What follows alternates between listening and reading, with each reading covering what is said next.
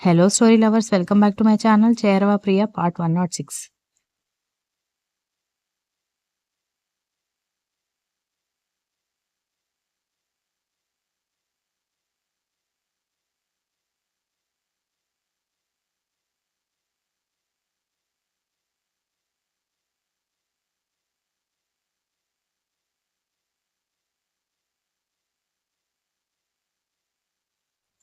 విజ్జు, నువ్వు కట్నం తీసుకోలేదని ఫీల్ అవుతున్నావా అని ఐశ్వర్య అడిగేసరికి అందరూ ఆమె వైపు తల తిప్పి చూడడంతో, అదేంటి నేనెందుకు కట్నం తీసుకోలేదని ఫీల్ అవుతాను అని విజ్జు అనగానే, మరి అలాంటప్పుడు నా కోసం దాచిపెట్టిన కట్నం డబ్బులు నా శ్రీమంతం కోసం వాళ్ళు వాడతాను అంటే, అక్కర్లేదు నా భార్యకి నేను డబ్బులు పెట్టుకోవాలని ఎందుకు చెప్పడం లేదు అని అడిగింది.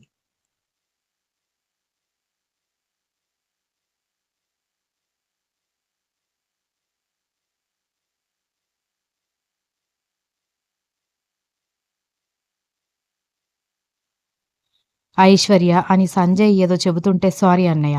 నాకైతే మీ అమ్మా నాన్న డబ్బులు వాడుకోవడానికి ఎలాంటి ఆశ లేదు, ఆసక్తి లేదు అనగానే, మీ అమ్మా నాన్న అంటే నీకు అమ్మా నాన్న కాదా అని సంజయ్ సీరియస్గా అడిగేసరికి ఐశ్వర్య ఏమీ మాట్లాడకపోవడంతో తను అలాగే మాట్లాడుతుంది. మీరు వెళ్ళి ఏర్పాటు చేసుకోండి అని విజ్జు చెబుతుంటే, విజ్జు ఇప్పటివరకు నీ ప్రతి మాట విన్నాను కదా అని ఈసారి కూడా వింటానని మాత్రం అనుకోకు అని కోపంగా ఐశ్వర్య చెప్పడంతో, ఇప్పుడు ఏమైందని అలా ప్రవర్తిస్తున్నావు అని అడగడంతో, దాంతో ఐశ్వర్య అక్కడే ఉన్న పింగాణి బాల్ తీసుకొని కిందకి విసిరి కొట్టడంతో అది ముక్కలైపోయేసరికి అందరూ ఉలిక్కిపడి లేచి నిలబడ్డారు.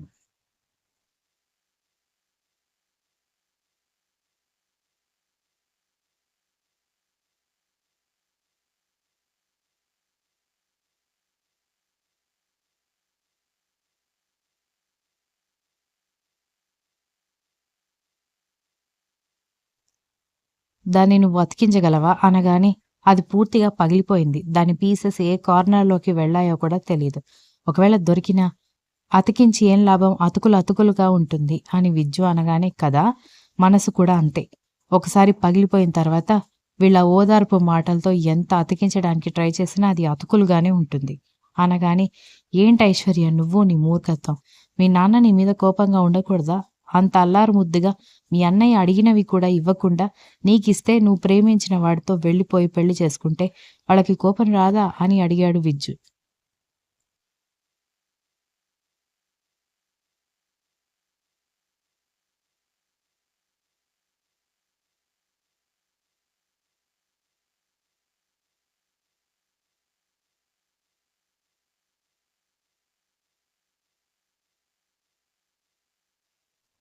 కాదని నేను అనడం లేదు విజ్జు. నిజంగా మా నాన్నకి నేను పెళ్లి చేసుకున్నందుకు కోపం వచ్చిందని నేను అలిగితే వాళ్ళ ఇంటి ఎదురు ఉండడానికి కూడా నేను ఒప్పుకునేదాన్ని కాదు. కానీ ఎందుకు ఇక్కడి వరకు వచ్చాను? ఎప్పటికైనా వాళ్ళు క్షమిస్తారని కోపంగా ఉన్నా, కావాలని గొడవ పెట్టుకుంటున్నా, మొహం తిప్పుకొని వెళ్ళిపోతున్నాను. నేనెప్పుడైనా ఫీల్ అయ్యానా అని అడిగితే విజ్జు మౌనంగా ఉంటే, కానీ నన్నెన్ని రకాలుగా గిల్టీగా ఫీల్ అయ్యేలా చేయాలో అన్ని రకాలుగా గిల్టీగా ఫీల్ అయ్యేలా చేయడానికి ట్రై చేశాడు మా డ్యాడీ. ఆయన అంత ప్రయత్నించాల్సిన అవసరం లేదు విజ్జు. నేను చేసిన తప్పుకి గిల్టీగా ప్రతి క్షణం ఫీల్ అవుతూనే ఉన్నాను. నన్నంత గారాబంగా పెంచాడు, అంత ప్రేమగా పెంచాడు. ఆయన పరువు నా వల్ల పోయిందని ప్రతి క్షణం నేను బాధపడుతూనే ఉన్నాను. అది నీకు ఓపెన్‌గా చెప్పలేదంతే. కానీ ఆ రోజుతో నిజంగా నాకున్న నమ్మకాలు, నాకున్న అపోహలు అన్నీ తొలగిపోయాయి. ఎంత కోపం ఉన్నా నా కూతురు అంటే ప్రేమ ఉంటుంది, ఆపేక్ష ఉంటుంది అని అనుకున్నానే గాని, ఎన్ని రకాలుగా నన్ను దూరం పెట్టాలో ఆ ఇంటికి అన్ని రకాలుగా మా డ్యాడీ ట్రై చేస్తూనే ఉంటాడని అర్థమయింది. నా వల్ల ఆయన ఎందుకు దూరంగా వెళ్ళిపోవాలి? అందరితో కోపంగా ఉండాలని నేనే దూరంగా వచ్చేశాను. కానీ ఇక్కడ కూడా నన్ను ప్రశాంతంగా ఉండనివ్వడం లేదు అని అంది ఐశ్వర్య కోపంగా.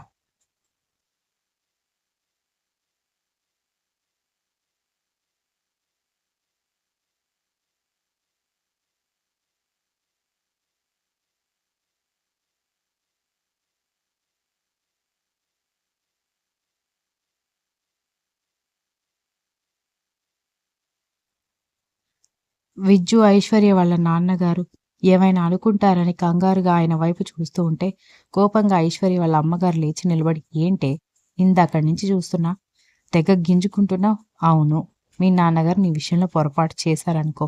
నేను మీ అన్నయ్య మీ నాన్నమ్మ నీకు సపోర్ట్ చేయలేదా?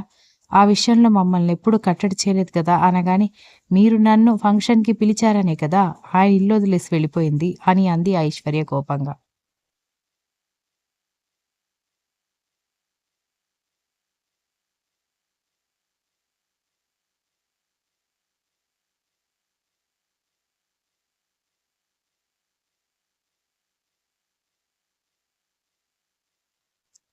అవునే, వెళ్ళిపోయారు.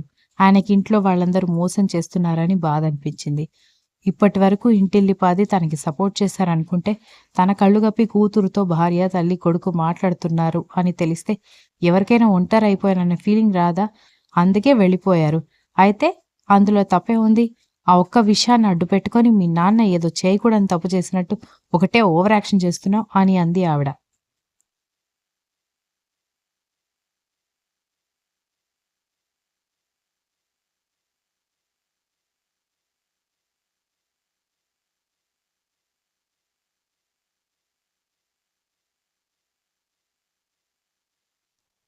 అందుకే ఆయన నా వల్ల ఒంటరిగా మారిపోవడం ఎందుకని నేనే నా భర్తతో దూరంగా వచ్చేశాను.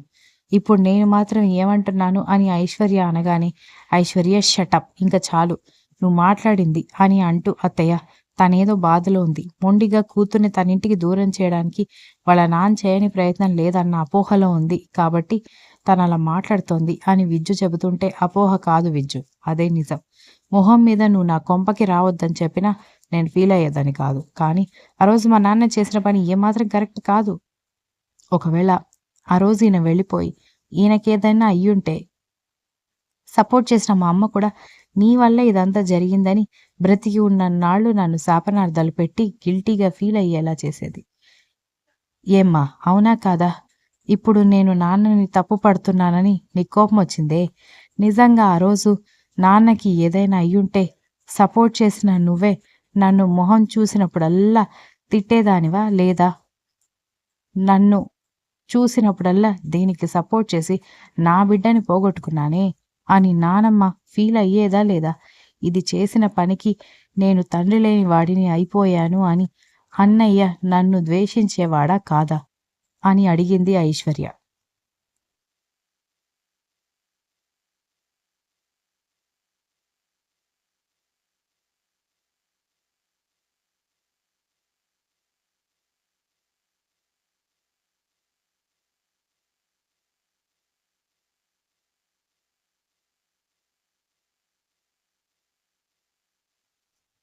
ఐశ్వర్య, జరిగిపోయిన విషయాలని తవ్వుకోవడం వల్ల ఉపయోగం ఏమీ లేదు. ఇప్పటికి అదంతా జరిగి 7 నెలలు, 8 నెలలు అవుతుంది. ఇంకా దాన్ని పట్టుకుని వేలాడడం కరెక్ట్ కాదు. పైగా మా అమ్మ నాన్నకి కూడా మీ అన్నయ్యని నేను పెళ్లి చేసుకోవడం ఇష్టం లేదు. కానీ ఒకతే కూతుర్ని. నేను ఎలాంటి తప్పు చేయకూడదని, ఎలాంటి తప్పుడు నిర్ణయం తీసుకోకూడదని నా కోసం బలవంతంగా ఈ పెళ్లి ఒప్పుకున్నారు. ఖర్చు పెట్టారు. చీరలు, బంగారం పెట్టారు. కానీ 2, 3 నెలల వరకు నాతో ముభావంగానే ఉన్నారు. అలాగని నాతో ఎందుకిలా ఉంటున్నారని నేను వాళ్ళతో గొడవ పెట్టుకుంటున్నానా? వాళ్ళతో దూరంగా ఉంటున్నానా? అన్ని రోజులు కష్టపడి పెంచినప్పుడు, మనం ఇలాంటి తప్పులు చేసినప్పుడు వాళ్ళకి కోపం రావడం సహజం. తర్వాత వాళ్ళే నార్మల్ అయిపోతారు. ఆ మాత్రం దానికి మనుషుల్ని జీవితాంతం దూరం పెడతారా?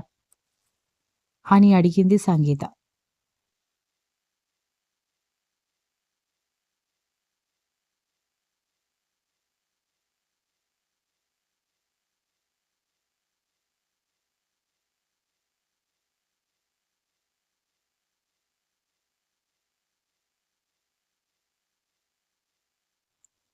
నీ పరిస్థితి వేరు, నా పరిస్థితి వేరు సంగీత. ఇష్టం లేకపోయినా నీకు వాళ్ళు సపోర్ట్ చేశారు. కానీ నాకది కూడా లేదు.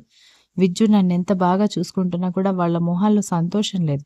అవన్నీ గుర్తొస్తుంటే నేనన్నీ మర్చిపోయేలా అనిపించడం లేదు నాకు అని అంది Aishwarya. Continuous. If you like the story please like, share, comment and don't forget to subscribe.